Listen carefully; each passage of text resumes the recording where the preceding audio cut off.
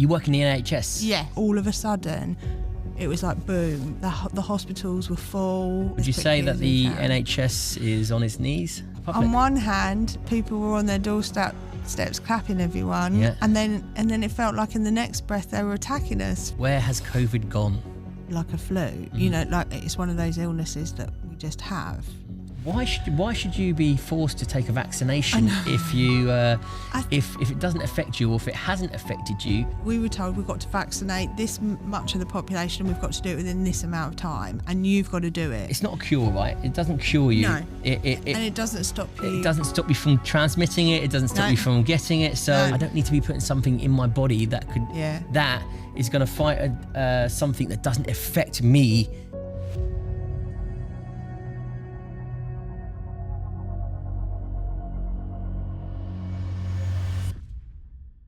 Hello. Lovely to meet you. How are you? Good, thank you. How are you?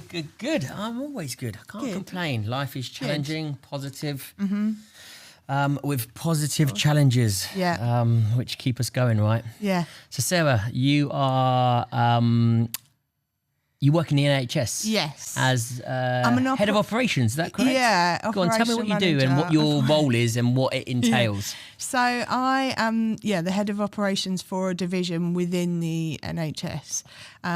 So looking after one of the number of divisions of different specialties. So you sit at the top, and then there's a number of divisions. Not quite at the top. No, there's still. Let's just say you're at the top, Sarah. Come on. So you look after multiple divisions. No, multiple areas within one division. Got you. Yeah, love so that. there's a few of me within the hospital looking after each division. Okay. But I'm a nurse by background, so you've worked your way up to this position. Yeah, and I don't know quite how I got to it. It's just one of those things that you fall into. I know. I was always. I'm a nurse. I'm always going to be a nurse. And then somebody was just one day was like, "Oh, well, do you fancy doing this?" And I'm like, "Okay." And how long ago was that? About 3 years ago, so before literally just before the pandemic. I know, yeah. So I hadn't long been in my role before everything kind of hit. So, and so what does that role? So obviously, as a nurse, we get the general idea. You're on the floor, you're there, you're in the nitty gritty of things. You get this new job just before the pandemic. Is it office based as such? Yeah. Is it delegation as such? Yeah, so it is all office based. And I had been in a more managerial nursing role, so I was used to being more office based. But the reason why I did the role is I wanted to be able, the whole of my ethos comes from patient care and putting the patient first, having been a nurse. And so I thought I can take that and put that into the operational role and bring all that knowledge that I have about what I know doesn't work and try, and then I can be the one that makes the change, helps to enact that change. Yeah, you can make that change at a higher position and hopefully spread that down. That was the plan. And then everything just So how hard is it, before we talk about the pandemic, which is super interesting that you took this role before the pandemic, because you would have been the eyes and ears of what went on, but how hard is it as a nurse to adhere to putting the patient first and the patient's needs before your own? Yeah, honestly, just an honest, open opinion. It is really, and actually it's really interesting because one of my interview questions for the operational role was, how do you know that you're resilient? And I was like, I've been a nurse for 24 years. Hello. I have had to look after people at their worst and at their best. And I always say, it's always a bit cheesy, but my background was paediatric oncology. So I worked with Wait. Oh yeah, sorry. What so children's... Just for myself and the viewers. Yeah, children's cancer. And the listeners. So... Oh, wow. And I have to say, being a nurse was the best... It is the best of my career. It was the best job in the world. But I always said every child that I lost along the way took a piece of me with them, because it's not just, you give yourself wholeheartedly to them. That's what the commitment you make as a nurse. Wow, so that's I some think, sacrifice. Yeah. So that's good to hear, but it's you sound like that you fit that role perfectly then, because what you just described is how nurses should be, and how they, you can't help but get that emotional attachment.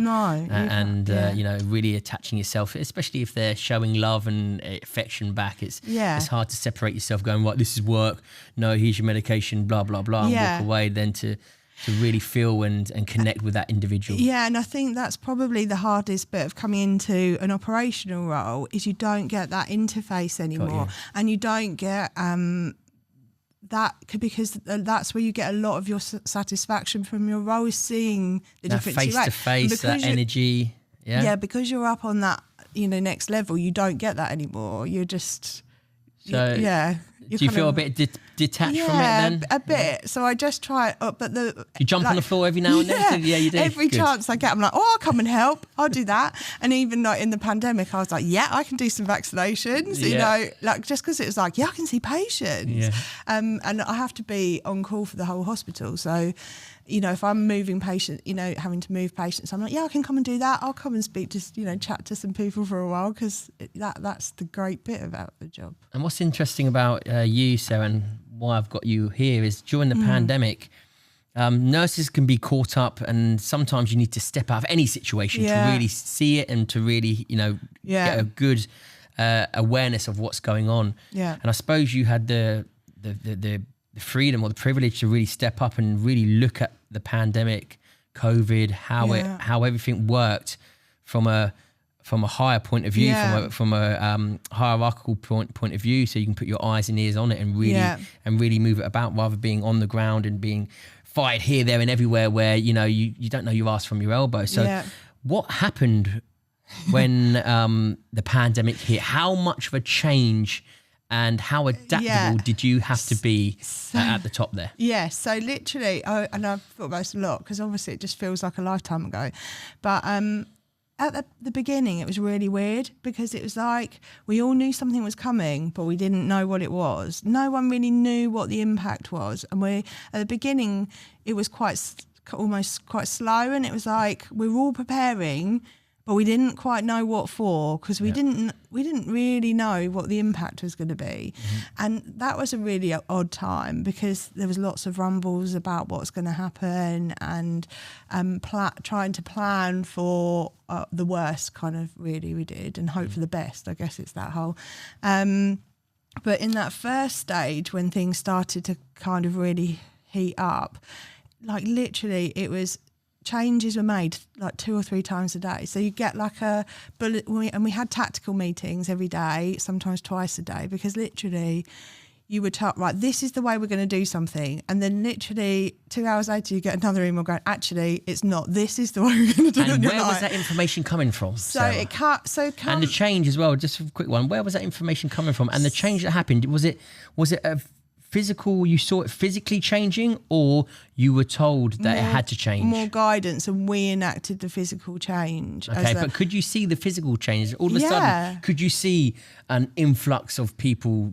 dying of COVID, an influx of people being on ventilators, an influx of people coming in? Was that a physical sight that you saw? Yeah, and you could see it. So in the tactical meetings, we've got this great data analyst who provides us information. And so he would, you could see the trend every day of things going up and up for us to keep an eye on things. And the guidance was more coming from government or from our infection control teams, because they'd realised something that they hadn't realised about something that you needed to do. And so we're trying to make a change to keep everyone safe. And because it was new and nobody knew what to expect, that the guidance was changing all the time.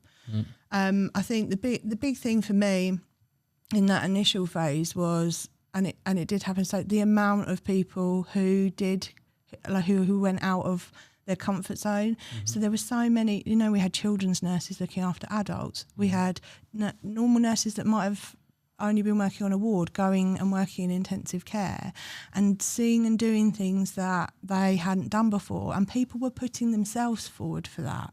They were, everyone wanted to help. People wanted to help, and so they put themselves forward for that. And that was the biggest thing for me, is how people accepted the change and kind of went with it. It was a real sense of kind of rallying the troops and everyone getting on board and doing what they can do, and then it was for us a worry about what were the things that we had to keep going, because there were things that had to keep going, like people were still going to have babies, people were still going to come in unwell and needing surgery, there was the certain things about our business that had to keep going. So then we had to look at things and go, what can we keep going, and what realistically have we got to stop because we haven't got the capacity to do it? And that kind of happened a bit slowly, and then it felt like all of a sudden it was like boom, the hospitals were full. It was.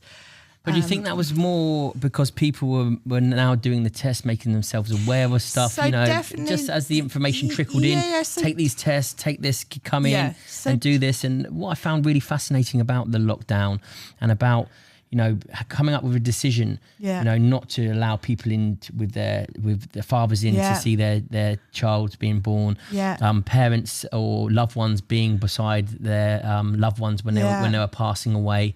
That it was made. A decision was made to do that with little or no knowledge of what actually was. Yeah, I think what COVID was. Does that make sense? Yeah, I think all of it came from a place of wanting to keep people as safe as they could. That's where it came from, and do you agree with that? Well, at the time, because it was the unknown, I think, and because we didn't know how much of an impact that could have. So it's more of a defensive mechanism. We don't know what we're dealing with. Let's just stop people here, stop people from coming in. And everyone will be safe. And everyone will be safe. But what about the knock-on effect for that? And I get that everyone... But the knock-on effects from that, with people with loved ones, fathers, I don't think people realise, the partners being at someone's side when that child... I was fortunate enough that I was at all my 5 children's births. So... First one to grab them, cut some of the umbilical cords on my chest. They're moments that I believe every parent needs to go through if they can, to not only create a bond with that child, but to acknowledge that I've brought this child into the world. That is my, that is now my utmost responsibility, and I've got some stranger telling me that I can't come in and do that. How dare you take that away from me? Do you understand that? Oh yeah, totally. Did you have a lot of that? Do you have to deal with a lot of that? And actually that's on the flip side of that. I can totally empathise why people were so upset about it, but looking at what the staff went through, people are traumatised by what they had to enact, because that they were doing it on the traumatised what they had to see and do. So lots of things. So they had a lot of staff getting abuse from patients about the fact that they couldn't come in. Okay. And obviously they were just doing what they were told to just keep people safe. It wasn't their choice that was happening. And the other thing was so there were times as well in the press we'd hear about people saying, the hospitals are empty, so why aren't we allowed in because they're empty? And the impact on our staff when you hear people saying that, when behind closed doors people were firefighting. Now there were certain things that weren't happening, and there were some hospitals that weren't. There were some hospitals that weren't full, weren't there? Because they were Is that because they're a specific ward for that? Things like we'd use the private hospitals differently because they're normally for elective care, and they would they supported us with like our cancer patients and looking after them, keeping them safe in almost like a clean bubble because it's a different area. But behind the closed doors, the wards were full. It's just that you didn't see people because there were no... It was the strangest thing walking around the hospitals because they were like ghost towns because there were no visitors. Yep. And yet you knew on every ward they were full. And there were... So that false impression that you go into the hospital and you go, it's empty. There's no one here. And then behind the closed doors. Do you know what? I had that because my mother passed away on the 1st of April during the first lockdown. In Plymouth, and I remember walking into that hospital to see my mum a couple of days before she passed, and I remember talking to the security, and even the security, because obviously they don't know what's going on. They're like, it's a ghost town around here. And I'm like, where's all the... In my head, I'm like, where's all the COVID patients? I can't... My brother can't come in and see my mum because I'm in there. My sister can't see my mum because I'm in there. They've allowed 2 of us in there. They shouldn't really, only one, but they've allowed 2 of us in there because my mum's literally on her deathbed. And they've seeked a bit of discretion and a bit of empathy and let us in. But when you're looking around, you can't help but get angry and frustrated because you're thinking, this hospital is empty. Yeah. My brother stood out there. I'm stood in here. My mum's passing away. She wants her children at her side. We can't be at her side. And she's not getting the treatment that she should really be getting because of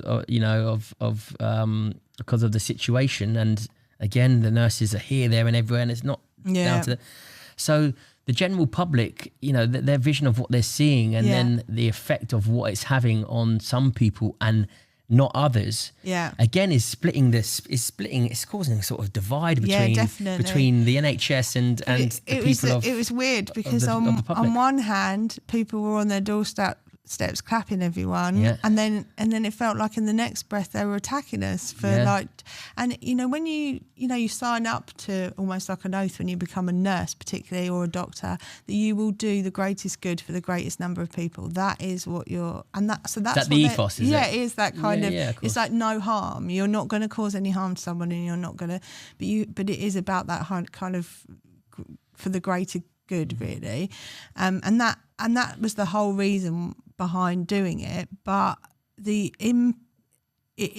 can see why on the outside it looked like it was, and now all it makes me think is that I realise all those people walking around hospitals, they're visitors, they're not patients, because when we stopped visitors, there wasn't anyone. Yeah, exactly. So So unless you're from the inside of things, knowing that behind those closed doors, which the visitors can't go behind anyway, and because there's no visitors, the hospitals seem empty. That's a very interesting sort of flip to look at it, because I never looked at it that way.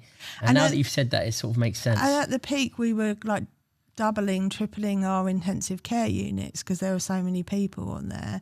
And I think what people don't think about, I mean, I can't begin to imagine what it was like for families, but for those staff looking after those people, it's had a lasting effect. They are, they have been traumatised by what they've had to see, because, like I kind of said at the beginning, nobody goes into those jobs to do that. The whole point is that you want to keep families together, and you want to... It's the opposite almost, isn't it? Yeah, you're doing something that goes against everything.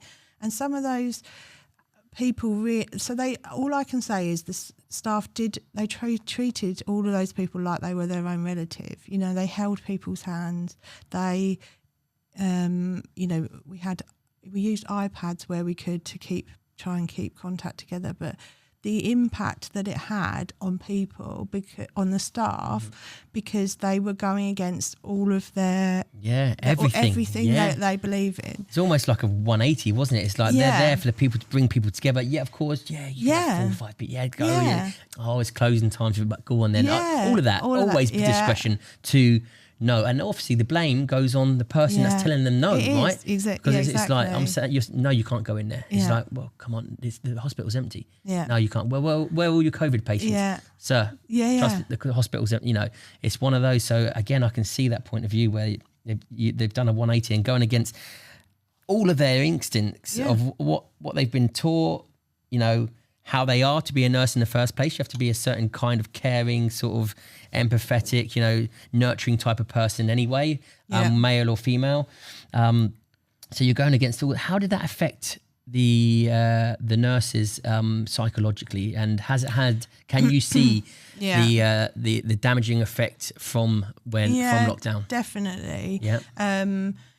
Staff are they're tired, they're emotionally drained, and so for us as kind of managers in the hospital, we're now thinking about how we support well-being. So there's a lot of kind of well-being and welfare going into hospitals, and we keep talking about, we know we don't have loads of money in the NHS, but what we have, and that has probably come out of COVID, what we can think differently about is time. So how can we be flexible with people's working? How can we give them that back, rather than you can't give them monetary rewards, but we can, give them their time back, and how can we do that? And the other thing I think we've got to do, which is important, is because they are so tired, we have got to make sure that the workforce is right and the staffing is right in all of those wards, because the other thing is patients have changed, like they are. How?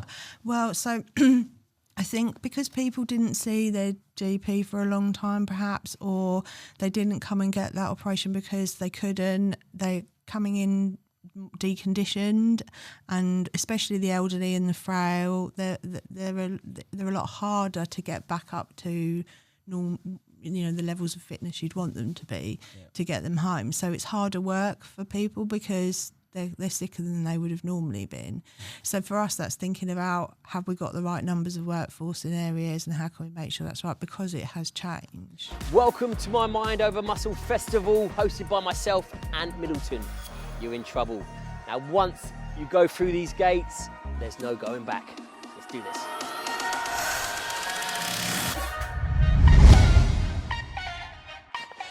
With 250 acres to play with and to fill, come along, fill it up, and come play with Team Ant. My Mind Over Muscle Festival, hosted by myself, Ant Middleton, is open to all. Come along, face your fears, and unlock your true potential. This festival is open to all abilities. It will be action-packed, fear-defying, and a coming together of positive, like-minded people, encapsulated with the main ingredient, fun.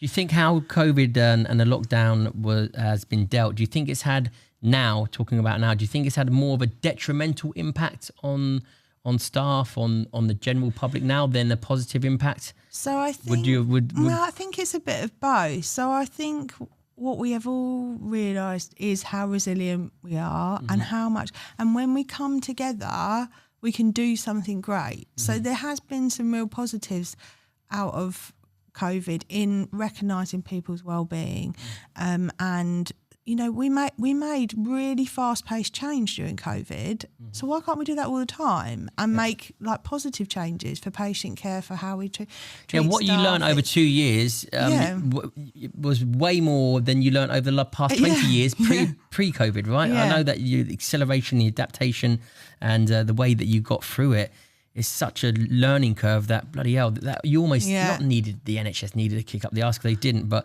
it's almost that in a positive way, that's progressed in such a good way, in a positive way moving forward. Yeah, and now the struggle is not going back to the old, how do we move forward? And how hard is that? Yeah, hard actually, because people are tired, their natural reaction is just to go back to how it was before. The pandemic is done. Now we revert back to our old ways. Yeah, but actually there were some really positive changes we made, and really good things. Which ones? About, things like patient pathways, like say virtual clinics. So you used to kind of bring a patient back just to say, oh, how have you been? Is everything all right? Have you got any problems? And you had to bring them back to hospital for that. And now, during COVID, because we didn't want people to come in but they needed to be seen, we did a lot of virtual clinics. So we do phone calls or video calls. Patients don't have to come to hospital, and you can just have that touch base to say, how are you doing? Do you need anything more? Okay, great. Well, we're going to discharge you. Or yes, we need to do more treatment. Why? And there was almost a bit of a knee jerk to go back to how we were doing it before. And it's like, why? This is great. This is great for a patient. They can sit in their home and have a chat with you. They don't need to come to hospital. Why would we make them come to hospital? And also, because we're moving into what we kind of call a recovery phase now, because we have patients that have waited a long time for surgery, and we're thinking differently about, like, this patient comes to 3 appointments because they need a scan, then they need to see a doctor, and then they need to have something done. Why can't we just do that in one appointment? Consolidate that. Yeah. And is that happening now? Yeah. And are you playing catch up though? We are. We're hugely, right? Yeah, we're hugely playing catch up. If you're being honest, yeah, we are. And there's a lot of pressure, because we want to make sure patients don't have a detrimental effect from that weight they've had. So we really are putting pressure on ourselves to get them seen. Would you say that the NHS is on its knees? I think if you're honest, I think it is, because it's tired.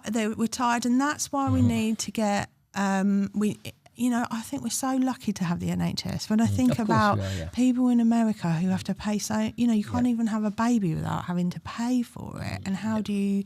I can't even imagine if my child was sick, not being able to just get them the care they needed. So I think we have to think differently, but we also, there's something about people taking a positive stance on their own health and the health of their families. So how much more can we do about health promotion, people looking after themselves, like people being fit, and also... looking after their mental health, looking after their physical health, their emotional health, their, just a lifestyle of well-being. And I think it makes you realise it's not a kind of an endless resource that we have in the NHS, and we don't want to lose it. So the less impact if we can focus on seeing, like we did in COVID, the really sick people, then, that will make it more sustainable. Do you think you neglected the really sick people during COVID because of the approach that you took of, we don't know what's happening, let's shut everything down? Do you think really sick people really suffered? No, because I honestly, they're the people we focused on. And I think so they may have, because we had COVID wards and we had non-COVID wards, we're moving more into a normal now. But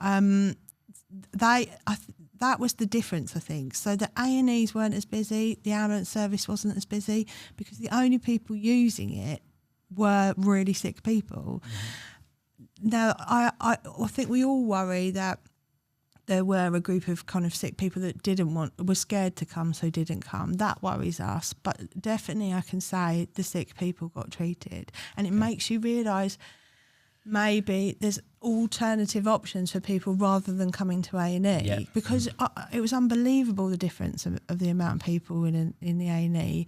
And I don't think the media done that any justice by the scaremongering that they done, which was just, gave an influx of people into hospitals and, into wards thinking they're going to die of COVID. It affected people differently. And we were trying to do the opposite. We were going on social media and say, if you're sick... so you were? Yeah, our hospitals, or another hospitals... So you were pushing it back against the media, really? We were like, no, don't come. If you're sick, come. We want to see you if you're sick. It's the people that are just waiting for kind of an elective operation. They're the people we can't, get treated as quickly as possible. But the sick people we want to see. We want... Yeah, so your goal, your mission's still the same, to prioritise. Yeah, and we were worried about the messages out there that people wouldn't then come. And it was difficult because people couldn't see their GPs as much as they could do as well. So... And how much did the media have an effect on the NHS, do you reckon? Yeah, I think a lot. In both ways. Like I say, I think you're being a bit modest there. A hell of a lot. Yeah. In one hand, they're encouraging people to clap and let people go first in the queues if you worked in the NHS. And on the other hand, they kind of battered you. I think the media is a big problem when it comes to the NHS. And also and mental health and the scare, fear, scaremongering. Control by fear. It's been used throughout the generation, it's been used throughout history, and it was almost still being used, then, now. And we're really lucky because we have a really big comms department within the hospital who really are passionate about giving the right messages out. So what their drive now is, because we have to focus on the unwell people and getting all these operations done, we're looking at how we use other hospitals like we did in COVID for different things. So all sick people come to the acute hospitals, and then these other places we can use for diagnostic tests, or if you're just had a minor injury, you can go to this place, or if you've been feeling well for a few weeks, go and see this person. And that's the kind of positive thing they're trying to put out there now is around how can you use the NHS better, more efficiently. More efficiently. Let's talk about COVID and the jabs. What are they called? It's lost. Oh, vaccination. What? That just went straight out of my head. So vaccinations. As we've realised, and as the experts, and I always say there's no experts in COVID because, the reason why there was the lockdowns is because we had no experts. Yeah. The reason why we locked down is because it's a defence mechanism, right or wrong. Defence mechanism. We don't know what we're dealing with. Let's protect everyone by locking everyone down. So when people go, listen to the experts, I'm like, there's not really experts out there that we wouldn't be in this lockdown situation if we were. Yeah. And then there goes, then we realise that, yes, there was a sweep, and now we can manage it more by testing, staying at home. There's not that panic, not that fear of everyone going, I've got COVID, I'm going to die. Yeah. They can go, do you know what? I just need to rest up, need to stay away from you. A bit like the flu. Yeah. But it affects more people, some people harsher than it does others. Again, like the flu. And then all of a sudden these vaccinations come along. Yeah. Now, if you've had it and it hasn't affected you, and you just, some people have had it and they didn't even realize they had it. They have a test after they see in their antibodies that they've had COVID. Yeah. Why should you be forced to take a vaccination if you if it doesn't affect you, or if it hasn't affected you? To keep your job within the NHS, for example. Was that handed from the government down? Yeah, that was about because that caused a lot of uproar, and I know a lot of nurses that fought to the very last minute. Some were forced to get it, and they beat themselves up that they got it because it was dropped at the last minute. Some went, I'm going to fight to the very last day. Okay, very last hour before they tick. And if I have to get it, I'll have to get it. Or if not, I'll lose my job. And those that did hold their nerve, obviously it was taken. What was going on in the NHS when that was getting banded about? Because we heard about it on the streets. For us as managers, that was so hard. So again, that was something that, we were told we've got to vaccinate this much of the population, we've got to do it within this amount of time, and you've got to do it. And it's like... Do you agree with that? Okay. Forcing vaccinations onto people that it doesn't affect? Or... So I think it goes back to that whole greatest good for the greatest number in terms of a kind of NH. And all it wasn't for the greatest number, because it's only 2%, only affected like 2-3%. So, let's be generous and go 3%. So it wasn't, for when you talk about the greatest number, or they talk about the greatest number, it's like wow, there's the majority, probably don't need that vaccination, or would, don't want to put something in their body that they don't know too much about. It's not that you've got your idiots out there, your conspiracy theorists that are like, there's chips in it. That's obviously, we won't even go there, because that's not even worth a conversation. But people who generally go, I've had COVID, I'm happy with it, I'm a nurse, I've been dealing with, I know nurses that have been working all through COVID, they haven't caught it once. I know nurses that have been really bad with it and have got the jab. But then there's people who go, no, I haven't caught it, or I didn't know I had it. I don't need to be putting something in my body that could that is going to fight something that doesn't affect me physically or biologically. And I think so. What I mean by the kind of greatest good, is more so from a personal level. It's things like as a nurse, you have your flu vaccination, and you have your because you want to protect patients and keep them safe. But they only have that for the elderly. It's only recommended for the elderly, isn't it? The flu vaccination. Oh no, NHS it's recommended for NHS. It's not forced upon you, is it? No. But that's what I'm talking about. People within the NHS losing their jobs because a lot of people or being forced to take a vaccination that they don't agree with, but if they lose their job, they won't be able to pay their bills. And I'm talking about how did that? Oh, it was really hard, because you don't necessarily agree that people should be forced to do something they shouldn't do, but it came from that whole not understanding and wanting to keep people safe. I guess that that's where it came from, and certainly for us as a trust, that was the whole. But we're being told this is what will keep our patients safe, so we need to get as many people vaccinated as possible.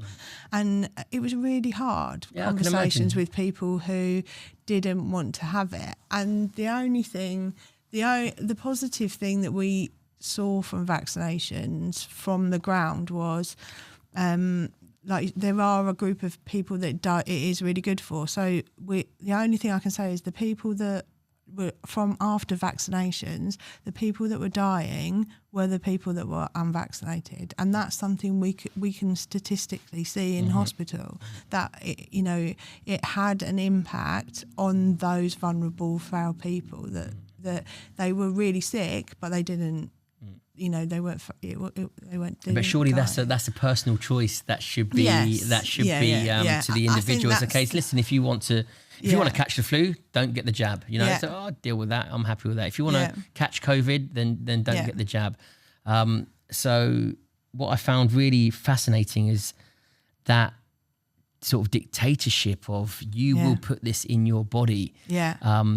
If not, you will lose your house, your way of living, your everything, your car, your children's education, whatever whatever purpose they had, that was being threatened to being taken away from them by not putting something. And the people are also who did have the jab, because they were pro-jab, they were like, I'm going to get it, and then they fell ill thereafter. Yeah. That there's quite a substantial amount of people. Again, through statistics, they don't like to show these numbers, but the people who have fallen ill and lost their lives due to the COVID jab, it sort of makes you wonder, wow, you know, you've almost been forced to take something and you've fallen ill, and all of a sudden people are passing away of unknown causes. Yeah. And it's blatantly obvious that some of them is because of the jab. They've been told it's because of the jab.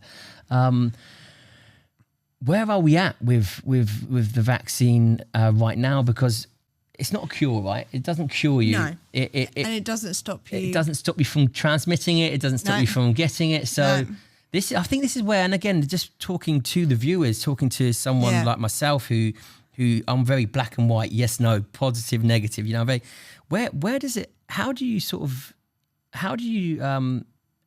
come up with the idea that everybody, or they come up with the idea that everybody needs this, if it's going to have, the jab itself is going to have different effects on different people, but yet you're having to sign a waiver to say that after this we hold no responsibility of, you know, what happens thereafter, and again, it being a trial vaccination. How do you agree that that they should be forcing a trial vaccination onto people like this? No, and I think it was very difficult because it obviously came from higher up that is what that, and so we were having to implement something that was not, you know.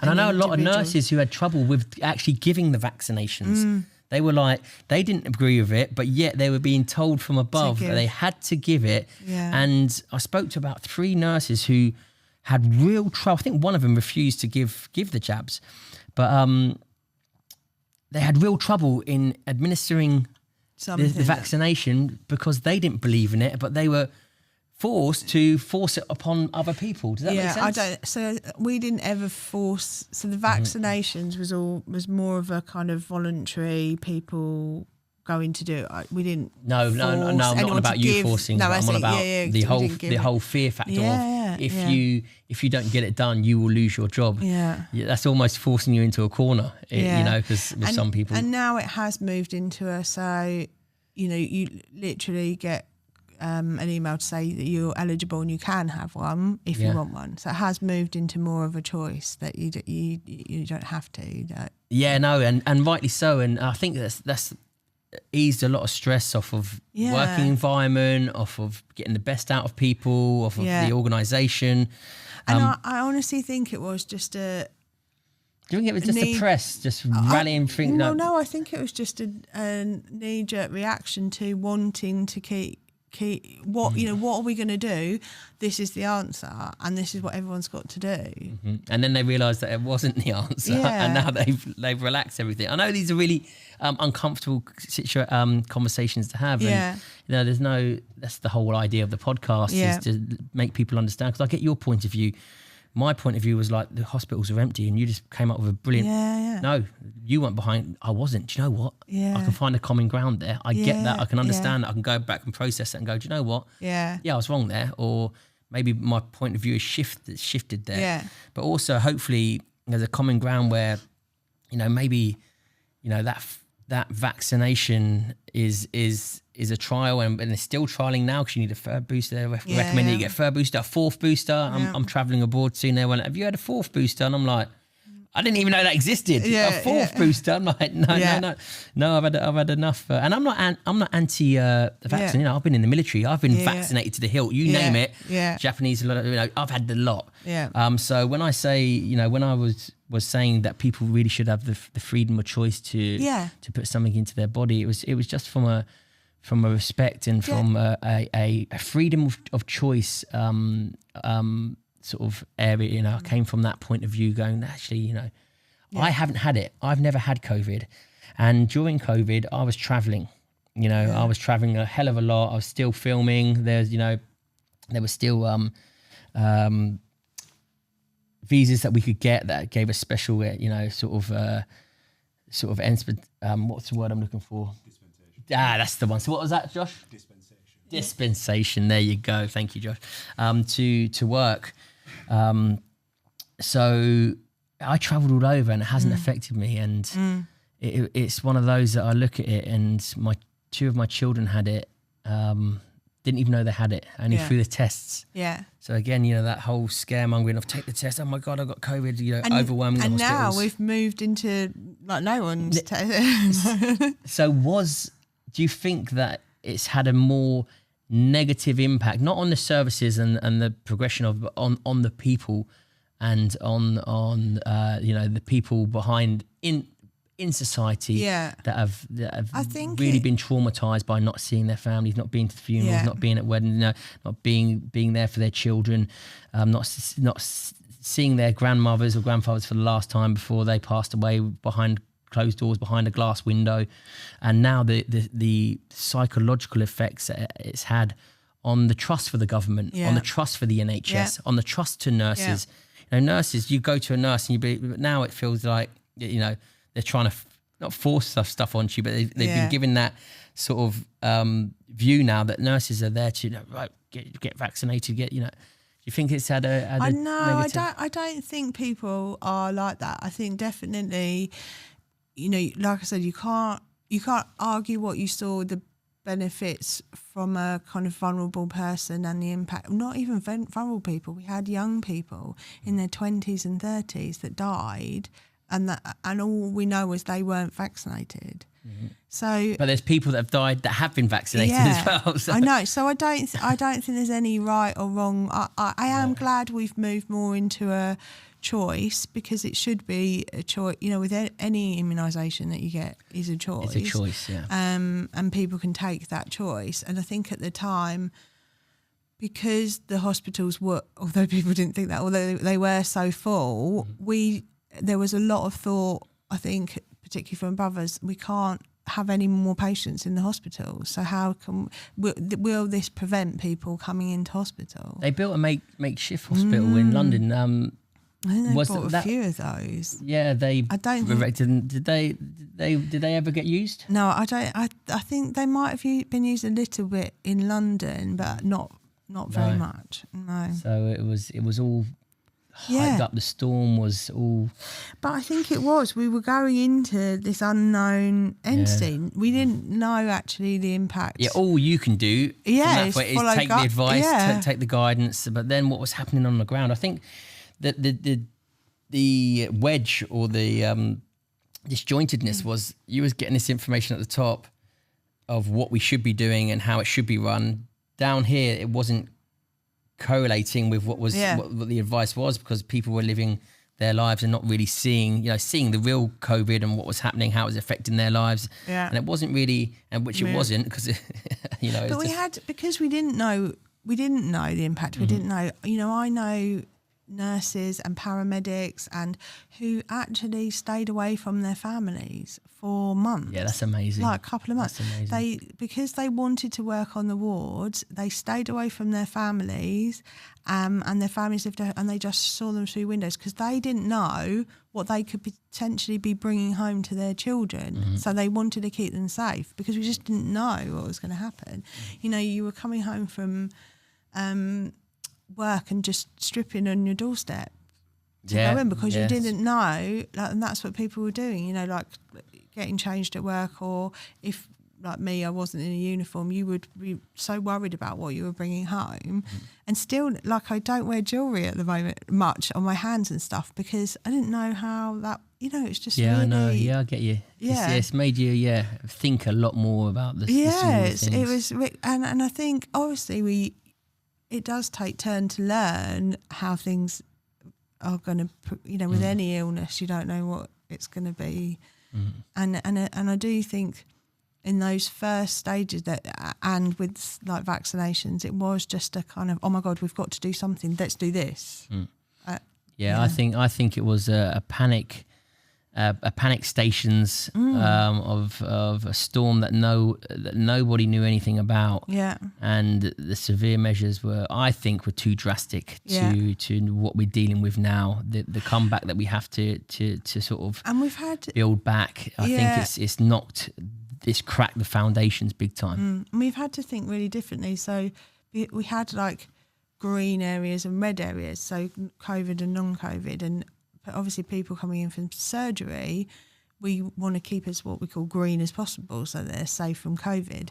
But actually that's really difficult now, because if you go to the supermarket who's to say you haven't come into contact with someone with COVID? So now we're kind of, with that whole recovery, moving into a new normal and actually trying to establish what is it we actually do need to do. Do you think it's calmed down since the media have dropped it, since the rules and regulations have gone and people are treating it now like the flu? So my next question is, where has COVID gone, Sarah? Well, it's definitely still there. Where? Tell me. I know. It's definitely still there because we're still getting people testing positive in hospital, but it's like in the tens. But now that people aren't testing as much because they're like, I've had it. I've had it twice. I've had it 3 times. I've had this strain. I've had that strain. The most deadliest strain since it's people are like now just I think I know people now are just sort of going, if I get it, it's going to be like the flu. Or it's going to be like a cold, and I'm just going to have a few days off, get over it, and then go back to work. Yeah. Well, we don't test people now because unless you're symptomatic, that's when we test people, and we're looking at how we test patients in hospital differently, because we were testing them all the time. But I think you're right. It's moved more into a flu, like it's one of those illnesses that we just have. I think, like you said, and I'm on the same page here, it came in, it was, the media didn't help, the panic, there was no testing at that time, it was locked down, then the testing came in and people realised it only affected 2-3% of the global population, whatever it was. It was going down. People weren't testing as much. People weren't taking notice as much. People were listening to their own bodies and their own, seeing how that they were affected personally by it. And it just came to but within that period, we had some people, I think the government lost their heads to a point where, lockdown, maybe, but then forcing people, to get vaccinated. I think there was a whole bit in the middle that just went, or even just to the back end, they just lost their heads and went a bit mad. And now I think we found our heads again. The NHS has, you're rightly so, in the last 2 years, 3 years have progressed more than in the last 20 years before COVID. They learned so much, which is super positive, right? But definitely. But it's still going to take us a good kind of couple of years to get like those waiting lists back to normal. And that's what I'm saying. The negative detrimental effect it's had and how it was handled, for me, the negative effect far outweighs the actual storm itself.